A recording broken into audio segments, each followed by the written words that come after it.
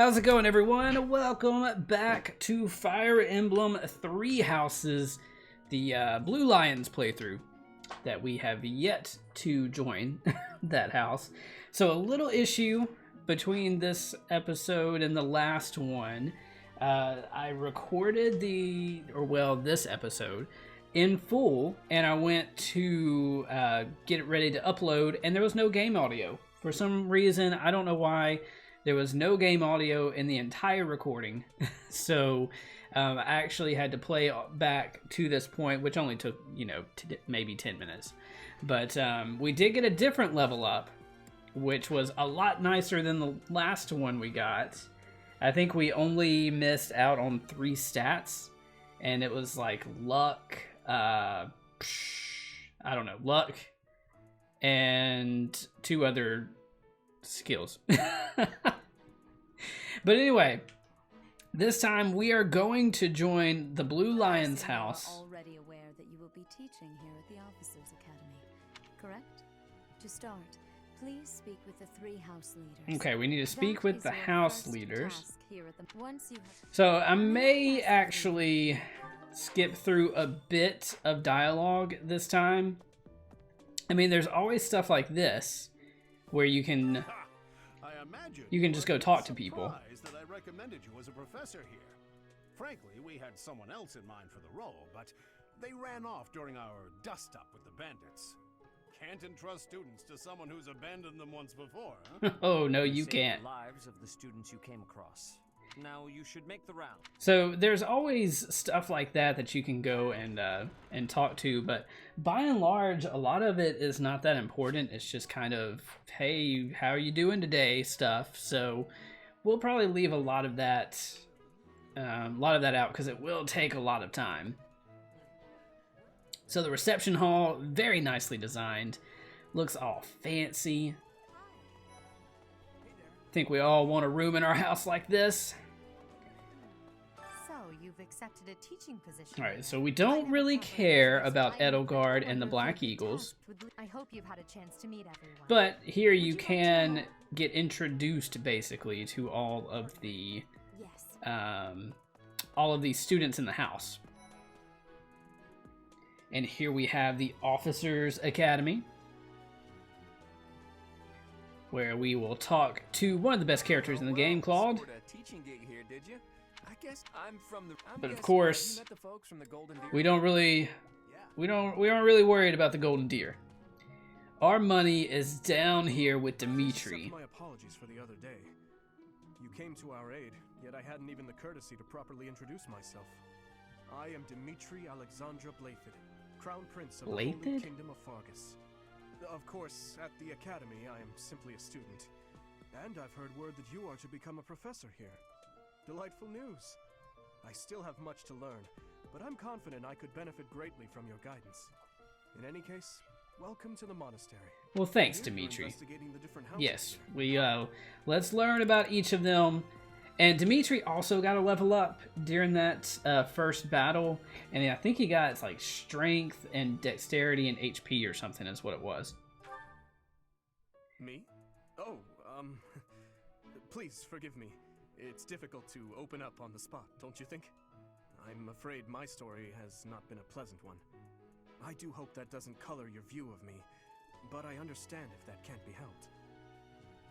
So, Prince Dimitri, very strong, some good dexterity, good speed, good defense, has an ability that multiplies XP by 1.2. He is good with swords, lances, and the command, I forget what that's called, leading battalion skill, whatever.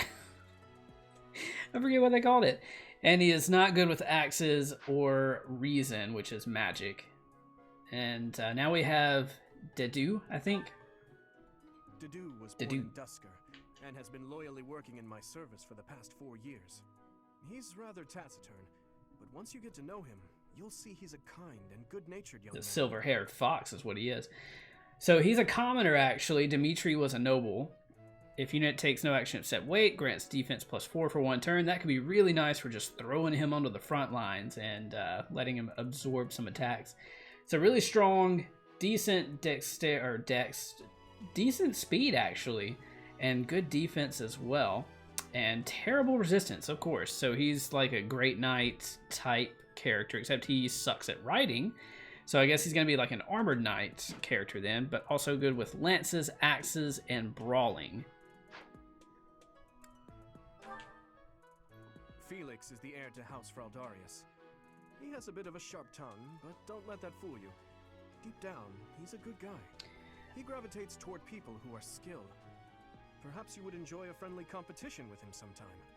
Another noble unit deals 5 extra damage when no battalion is assigned or when battalion endurance is 0. I think battalions are going to be something much more important on hard mode. They're things I kind of just had, I guess, on normal mode. I didn't really do much with them, but I mean, I had them, so I think they're going to be a lot more important in this playthrough, though. So good strength, good speed. He, I believe, is a swordsman. Strengths with swords, bows, and brawling. Weaknesses are other stuff.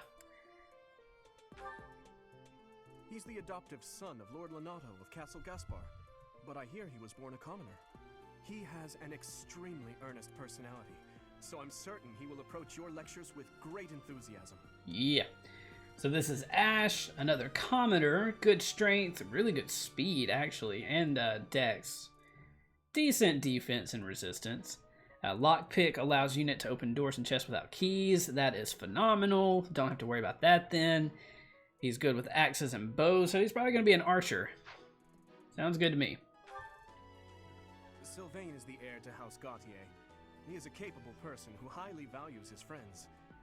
That said, well, he's always been a bit of a skirt chaser, so to speak. Pardon my bluntness. I speak with him about it often, but it doesn't seem to help. Another noble. Good strength, good speed, pretty good defense, good with lances, axes, and riding. If a female ally is adjacent, unit deals 2 extra damage and takes 2 less damage during combat. The skirt chasing skill, also called Philanderer. Down to Mercedes. I hear she was born to imperial nobility, but a twist of fate brought her to the kingdom. She may seem carefree on the surface, but she's actually a kind soul who pays careful attention to everyone around her. Another commoner, good magic, good resistance, good speed too. So typical mage, except she's one of the best healers in the game, I believe, with Live to Serve, which heals her HP whenever she heals somebody else. And weaknesses, just fighting. I mean, swords, lance, axe, heavy armor, just no fighting for Mercedes. No thank you. Annette is Baron Dominic's niece. She is a talented student who scored extremely high marks at the Royal School of Sorcery. She's cheerful and hardworking. Brilliant, really. Though she can be a bit oblivious at times. I hear she caused an explosion in the kitchen last night. Oh, Annette. Noble, really good magic. So basically you're attacking mage. Perseverance, use rally to grant +4 strength to an ally. Wow, okay. Usually with mages, they only do mage stuff. And this one, you can grant strength to allies. Wow, okay. I did not know that. Fantastic. She's good with axes, reason, which is your attack magic. Well, I guess you have... faith magic also has attacks, but this is more straight attacking, where faith would be healing and attacking. But anyway, weaknesses, bow and heavy armor. Surprised she's good with axes, too. Ingrid is Count Galatia's daughter. She is also a childhood friend of Felix, Sylvain, and myself. She is diligent, industrious, and principled. In truth, she is more knightly than most knights you will ever meet. Fantastic. She is pretty good across the board. Strength, speed, resistance. Defense could be better, but she looks to be, above average across the board there. Grants might +3 and hit +5 with gambits, which I'm going to have to use those a lot. And she's strong and a bunch of stuff with no weaknesses. No weaknesses for Ingrid. I know what that's like. I should return to Rhea. Yeah, let's do that. There's really nothing else, as far as I know, to be had here, so... How are you enjoying your time at the Academy thus far? I hope you have found our halls brimming with the vitality of well-intentioned souls. I suppose it is time for you to take charge of one of our 3 houses of students. I must note that I am personally against entrusting someone as lacking in trackable history as yourself with such a task. But it is as the Archbishop desires. Well, thankfully said it. No one cares. And I don't believe anybody even asked you for your opinion, so... The Black Eagles, keep it to yourself. Blue Lions, and the Golden Deer. All so different. I hope you've made it a point to get to know each of them. Since you are new here, we have decided to allow you first pick. Manuela and I will take charge of the remaining 2 houses. Which house shall I choose? Of course, the Blue Lions, a house for students from the Kingdom of Fargus, most value chivalry and excel at military arts. So you have chosen the Blue Lions? Yes. We have chosen them. Has made its choice then. All I ask is that you guide these open minds with virtue, care, and sincerity. Of course. They are all promising youths who bear the weight of Fodlan's future upon their shoulders. I hope you appreciate what an honor it is to lead them. Brother? Oh, I am so sincerely sorry. I did not mean to interrupt. I'm in the middle of something, Flame. Is it urgent? No, it's nothing. More importantly, who is this? This is our newest professor at the Academy. Oh my! A new addition to the Officers' Academy! I am so very pleased to meet you, Professor. I am Sedith's little sister, Flame. I am so happy to make your acquaintance. Let us focus on the topic at hand. There is something you should be aware of. In a few days' time, there will be a mock battle between the 3 houses, intended to gauge the current progress of the students. We will be using this battle as an opportunity to ascertain your own abilities as well. Please do not disappoint the Archbishop. That is all. Alright, Seth, you're gonna have to back up off me, because I came in here, like, yesterday. Does this mean our new professor is... No, I really can't believe it! But I was speaking to you so casually, as though we were companions. Oh, I am so sorry, Professor. You just look the same age as the rest of us, and... Oh, and I'm sorry I just said that too. I really must watch my tongue. Oh, Annette. Annette, I don't mind if you treat me as a friend. You say that, but I just don't know about all of this. I'll admit, it doesn't sit well with me either. After all, we wish to show you due respect. Sure, but if the professor says it's okay, shouldn't that be enough? That is, if your highness can consent to such a thing. After all, we're already speaking this way to our future king, so we may as well relax our speech with our professor too, right? How's that shade taste, Well, Dimitri? we're not in the kingdom, so it only goes to follow that we should all speak companionably. I concede. If the professor says it's fine, we ought to accept that kindness gratefully. As for me, I'm not sure I can manage. You don't have to force yourself if it's too difficult. You're fine with that too, right, Professor? Whatever. Come to the training ground later. There, you will show me what you're capable of. You aren't wasting any time, are you, Felix? As it were, count me in for any such battle. Pardon me, but I would also love to observe you in battle for future reference, if that's okay with you. Ash, I won't have you speak of merely watching. You should join us as well. If you get injured, simply say the word and I'll patch you up straight away. Your Highness, do take care not to go overboard. You worry too much to do. I'll be fine, I promise.